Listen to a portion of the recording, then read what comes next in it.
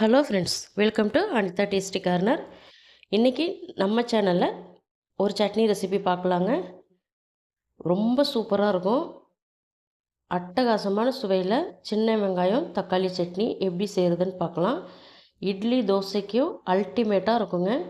ஒரு தடவை ட்ரை பண்ணி பாருங்கள், திரும்ப திரும்ப செய்வீங்க. நான் சொல்கிற மெத்தடை ஃபாலோ பண்ணுங்கள். கடாயை ஹீட் பண்ணி அதில் 2 டேபிள் ஸ்பூன் எண்ணெய் சேர்த்துக்கலாம். எண்ணெய் ஹீட் ஆனதும் மெஷர்மெண்ட் கப்பால் 1.5 கப்பு சின்ன வெங்காயம் எடுத்து வச்சுருக்கேன், அதை சேர்த்துக்கலாம். காரத்துக்கு 10 காஞ்ச மிளகாய் சேர்த்துக்கலாம்.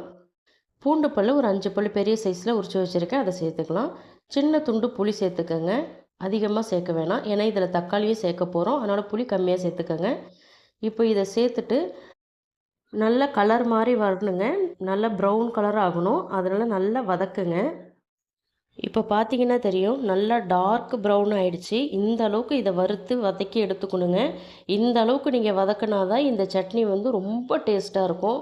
நீங்கள் நார்மலாக வதக்கிறத விட அதை விட ஒரு ஸ்டெப்பு அதிகமாக இந்த அளவுக்கு நீங்கள் வதக்கும்போது டேஸ்ட் சும்மா பட்டையை கலப்புங்க, அந்த அளவுக்கு சூப்பராக இருக்கும்.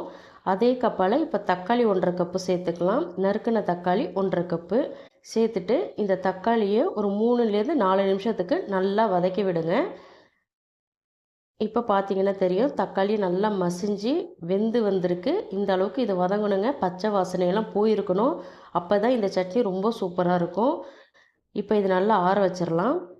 ஆற வச்சுட்டு ஒரு மிக்சர் ஜாருக்கு மாற்றிக்கங்க. மாற்றிட்டு இதுக்கு தேவையான அளவு உப்பு சேர்த்துக்கங்க. சட்னி அரைக்க தேவையான அளவுக்கு தண்ணி சேர்த்துட்டு இதை கொஞ்சம் கொரப்பாக அரைச்சிக்கோங்க. அரைச்சிட்டு ஒரு பவுலுக்கு மாற்றிக்கலாம். இந்த சட்னி நீங்கள் செஞ்சு கொடுத்து பாருங்கள், குழந்தைங்க இன்னும் 2 தோசை எக்ஸ்ட்ரா சாப்பிடுவாங்க. இந்த சட்னி கொஞ்சம் திக்காக இருந்தால் தாங்க நல்லாயிருக்கும், அதனால் அதிகமாக தண்ணி சேர்க்க வேணாம். நீங்கள் இன்னும் கூட திக்காக அரைக்கணுன்னா தண்ணி ஊற்றாமல் அரைங்க. அரைச்சிங்கன்னா நல்லா துவையல் பதத்துக்கு வரும். அந்த அந்த டேஸ்ட்டில் கூட நீங்கள் செஞ்சு கொடுக்கலாம், அதுவும் ரொம்ப நல்லாயிருக்கும். இப்போ தாளிக்கிறதுக்கு வந்து ஒரு 2 டீஸ்பூன் எண்ணெய், அரை டீஸ்பூன் கடுகு, கருவேப்பிலை தாளித்து இதில் சேர்த்துக்கோங்க. சேர்த்துட்டு இதை கலந்து விட்டுறலாம்.